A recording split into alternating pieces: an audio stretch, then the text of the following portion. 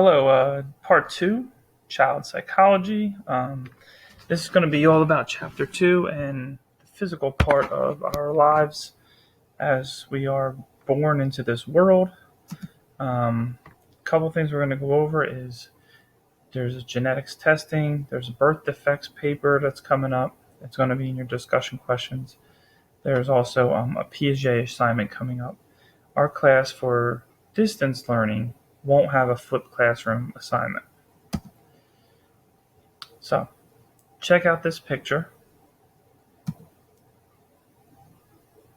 Keep looking. What happened? What do you think happened? So we went here, here, here. What did you see? So you're probably thinking, oh, that looks like the curtain might have went up. Somebody's legs went in. Maybe the curtain went down. So here's what I ask you this. Where do you think the legs are now? So if you're thinking they're probably behind the curtain or they went off to the sides of the stage, you have something called object permanence that's at the top of your screen. It's a Piagetian term for understanding that even if something is blocking your view of someone else, you still understand that that thing is still there. So the legs are likely behind this curtain somewhere. If someone was standing behind a really big tree like a sequoia and they just stepped behind that and you couldn't see them, but they didn't go left or the right, you can probably say they're still behind the tree with some high level of certainty. So that's called object permanence. A kid doesn't have object permanence when you play peekaboo with them. They actually think you disappeared. Same thing with a dog. If it's a dog is putting their paws over their eyes or their head under a couch, the dog lacks object permanence, therefore thinking they disappeared from your view because their eyes are blocked. Um, so that's a very early milestone in child development and something we're going to talk about in Piaget's concepts because it's an important one. It's a good milestone to watch for. All right. So in the Piaget assignment, you'll get an email list with all of these different concepts that Piaget has, and you're going to pick one of those assignments and you are going to display what that looks like with an actor. An actor could be somebody in your family, it could be a real kid, but make sure the kid's in your family so there's no like any legal obligations or papers that we have to sign. Or you can use someone in the class who acts like a 5-year-old kid. If you have a boyfriend, maybe they act like a 5-year-old kid that you could do something with. So in the past, it has been very good where two college students work together, and one of them is the instructor, and one of them is the actor, a child at a specific age. And you would determine that age depending on what concept you chose. We'll get into more of that later also. All right, flip classroom, we're not done. What do you think about pregnancy? Well, a couple things. Fertilization. You need a sperm and an ovum, and then they create the zygote. So that's a fertilized egg. Infertility, 7% in U.S. couples, and in women it declines in their 20s with significant declines in their 30s, namely mid-30s, where you start having major issues with uh, the absence of perfect births. All right. Why do people have problems getting pregnant? This is probably one of the biggest factors I've noticed in the last 10 years. Um, I'm in my 40s, so I know our our generation, our cohort that we're with, we already had kids, and we're watching other kids. So a lot of our cohort had problems, and here are some of the reasons. Um, you want to definitely look at both, but if you look at stress is a major part of what you're doing. Um, Food is also the food that you eat is really important. One of the things that I had in our life was I used a hot tub a lot, and a hot tub causes your sperm to deform. Um, so you have deformed sperm, and it can take up to a 6 month period for that sperm to copy itself to make a perfect sperm again. Up to 6 months, believe it or not. So for 6 months, I had to go. I had to not use the hot tub when we were having kids because it puts you at risk for having a birth defect. So you can see some of the other ones: drugs, obviously, early menopause. Um, there are different types of therapies. The ART is one, um, and in vitro. There's a bunch of these that will help you get pregnant, but there are side effects. Obviously, they cost money, right? And usually you'll get some kind of shots to start off just to stimulate the fertilization process. If you go to in vitro, you'll get something implanted in you. The ova will be removed from you. It'll be fertilized and then put back in you. And that's where you can have a surrogate. They would take that ova, the fertilized ova, and they would put it into a surrogate, and they would be carrying the baby for you. Um, I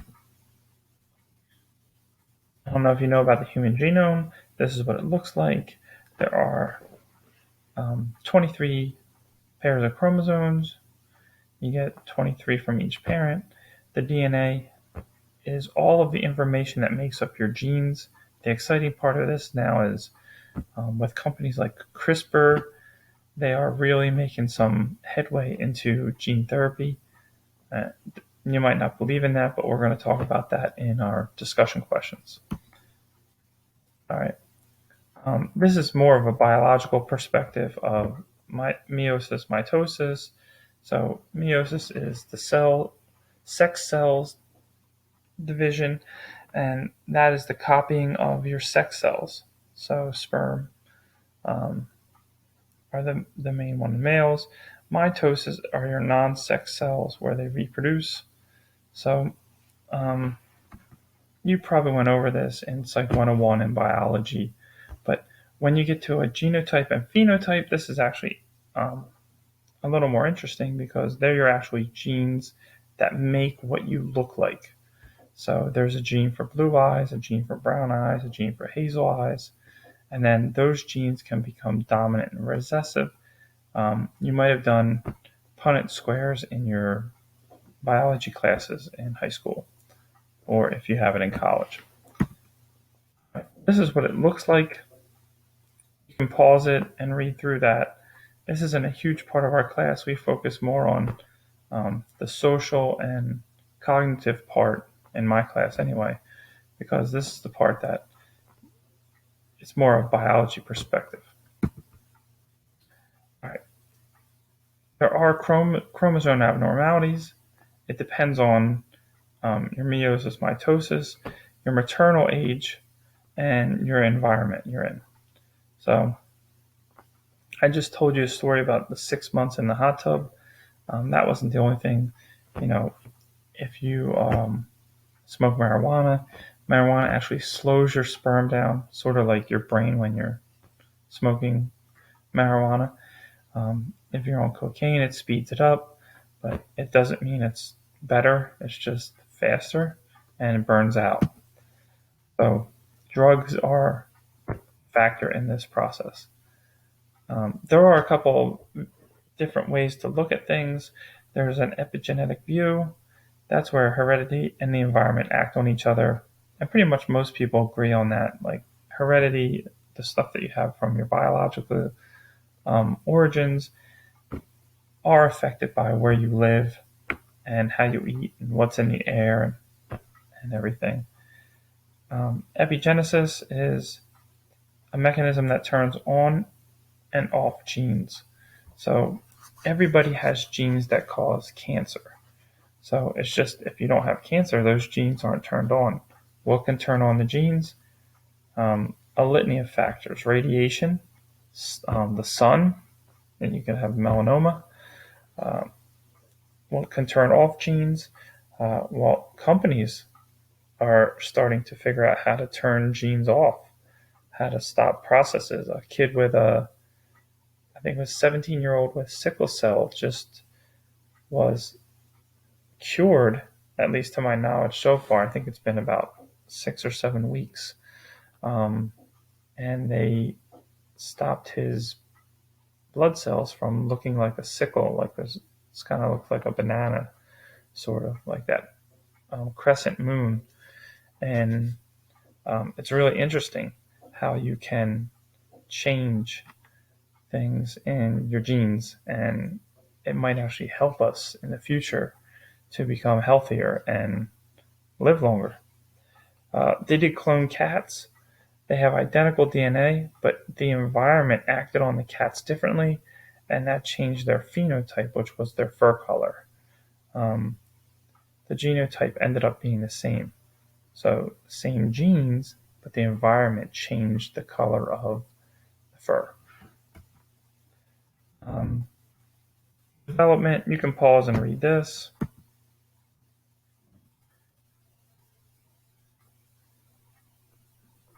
So if you think you know people or you are having trouble having children, what else could be factors? So here's some. I know a friend who had fallopian tubes that were blocked. They actually cut the fallopian tubes to open them up, and it worked, but it was not an easy process, um, even though it didn't take long in surgery to do it. Um, and there's a lot of an emotional tie-in with this that we're going to talk about later. Right? On both pages, you saw teratogens. There are agents that cause birth defects. It could be cancer. It could be gene related. Um, there's a lot of things that could cause that. Drugs. Look at the list of drugs on the side. And if you're doing drugs or any of these things on the side, hopefully it's just caffeine, because the rest of the stuff does have results that are on the very bottom of the page. Low birth weight. The fetus could abort. You could have cognitive impairment. You can be behaviorally impaired, which means you might not be able to listen or understand consequences. Some of the stuff that happens in school today, being a school teacher, you see the kids don't really understand, and when you meet parents, you're like, oh man, is this a factor of what they were doing when they were getting pregnant, or what happened here? Like, it's hard. You can't definitively say anything, obviously, but your diet is huge. Vitamins, folic acid. Try to eat fish, but not fish with mercury in it. So you don't want to eat shark, swordfish, mackerel, tilefish. Um, you can eat shellfish. Salmon is really good because it has the omega fatty 3 acids. Shrimp and light tuna. But that is controversial, the tuna part. Maternal age, 35 years old, I mentioned earlier. You get risk for Down syndrome, stillbirth, low weight, and early delivery, or worse, fetal death. If you get to 40 years old, you have a 1% chance, it's 1 in 100, that you'll have something go wrong with your pregnancy. And if you hit the 50, it's a 10% chance. Adolescent girls' mortality rate is 2 times that of women in their 20s. So that is staggering. Paternal factors. So these are the father's issues. So drugs are going to be on both lists. Even though the fathers aren't carrying it, the father's drugs are in the sperm, which go directly to the egg. So they might only do it the one time, or maybe they did it like a week before. They maybe did heroin or something. That stuff's still in your system. That could still be in the sperm, and that's how you pass it to your baby. Lead is a big thing. If you live in a house that's think it's 1950 or older, you have to pay attention if you have lead in your house. And when you actually get pregnant and have a baby, you have to get your child tested too. We had to do that with our house. There's a video if you want to watch that.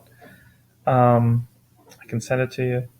So, environmental issues, obviously, if you come in contact with radiation, toxic waste, pollutants. But what I would want you to take from this section is start thinking about if you're going to get pregnant, either now, soon, or in the future, 10 years or so. Think about what do you want to do those 6 months prior to getting pregnant? Like, really take time, think about how you want to do it, and then think about your rules and stuff about what you want to do while you're pregnant, because that's going to be an important part of a successful pregnancy. And of course, there are going to be cultural factors that play into this, and personal factors where some people believe in they want to have their baby at home, which is an increasing phenomenon now, versus a hospital birth. So those are things that you might want to think about. All right, here's some true or false. Latinos are less likely to use family planning than whites or African Americans. Chinese mothers listen to classical music during pregnancy to develop patience, wisdom, artistic sensitivity. Both are true. Stages of birth. There's contraction, head moves towards the cervix, and then the baby will come out. And then there's an afterbirth, once you give birth to your placenta. There are a couple things here that you can use for giving birth. You're going to read those. Midwife are also, the numbers are coming up in the United States. There's different methods of childbirth. So there's medication, there's a litany of medicines that you can receive. There's natural, where you go through Lamaze breathing and trying to control.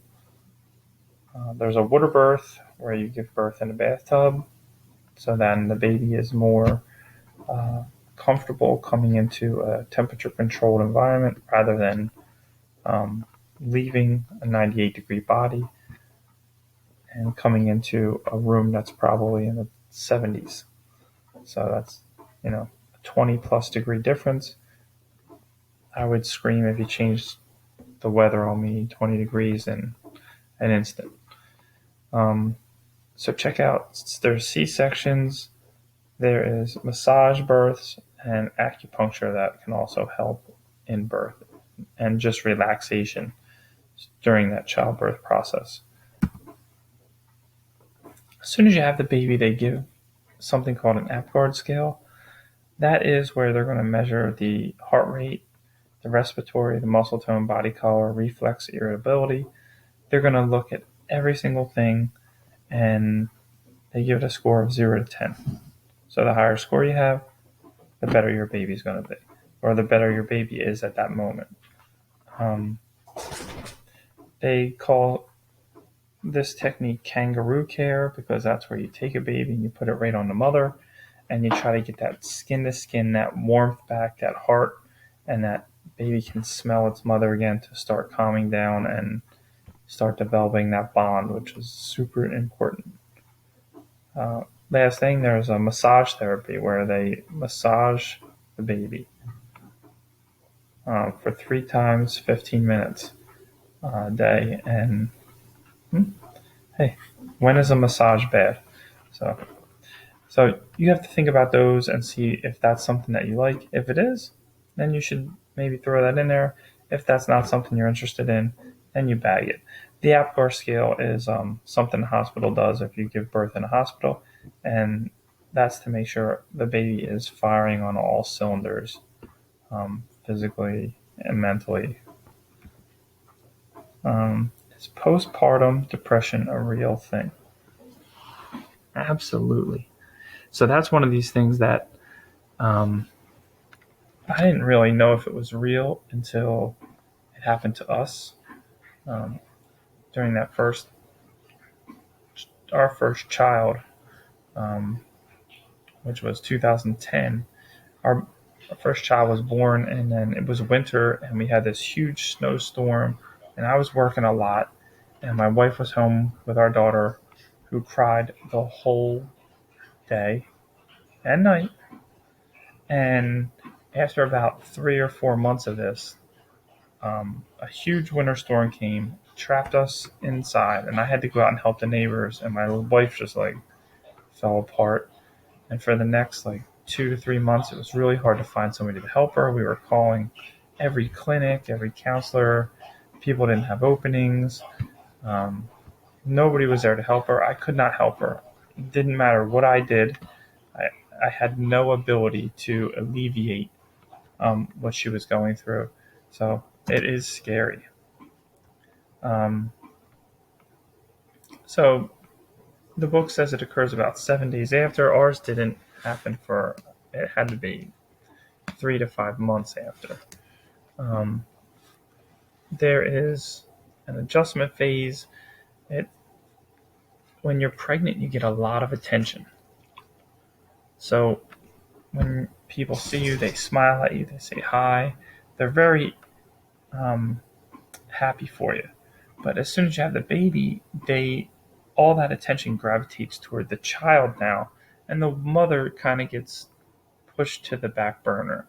And before, when you were that symbol of giving life, now you are kind of just like thrown away, and you have nothing. So that kind of puts your head in a different space. Like, oh man, what's wrong here? So moving on, we start talking about birth defects, and this is going to be one of our discussion questions. And you can read these. I'm not going to read these to you, but some of them are really cool. And if you look in your book, there are a ton that are very rare, but really interesting to read about. These are the most popular ones. And we talked about sickle cell anemia earlier. Sex chromosome abnormalities. There are different X and Y combinations that make uh, the characteristics of your child different and abnormal. So you should just have an XX or an XY, and here you see that that didn't happen. All right, genetic testing and counseling. So, would you want to know what your child could be like physically and mentally? And when you think about it, what are your opinions of genetic testing and or gene therapy? So these are questions you would ask yourself, and this is reasons why. Um, some things can be treated in genetic testing and counseling. So when you're having a baby, they give you a bunch of pamphlets that say, do you want to have um, the baby tested for Down syndrome? Do you want to have the baby tested for this or that? And you can, if you decide to do that. Our family did not. We did not decide to do that. We just said, "Well, take what we get." It's we thought that was the best possible way. But now the ability to detect some things and the ability of the companies, like I mentioned earlier, CRISPR, you can go in and fix things that have abnormalities. So this might be a religious um, decision for you, but it is something that is on the table, and it'll only get better with time. If you think of Angelina Jolie, she had a double mastectomy after receiving genetic testing indicating that she had genes that put her at high risk for having breast cancer. But she didn't have breast cancer. So she had a preemptive double mastectomy. She chose to cut off her breast to reduce her risk of getting cancer. So, and possibly prolonging her life. It doesn't mean that those genes would ever turned on. But what would you do if you knew?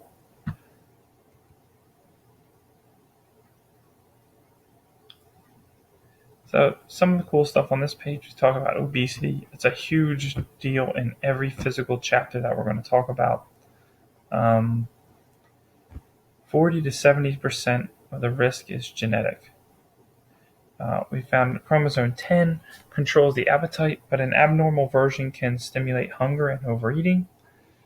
And your chance for obesity is 2 to 3 times higher if your family is obese. So heredity is a big deal with this, but there is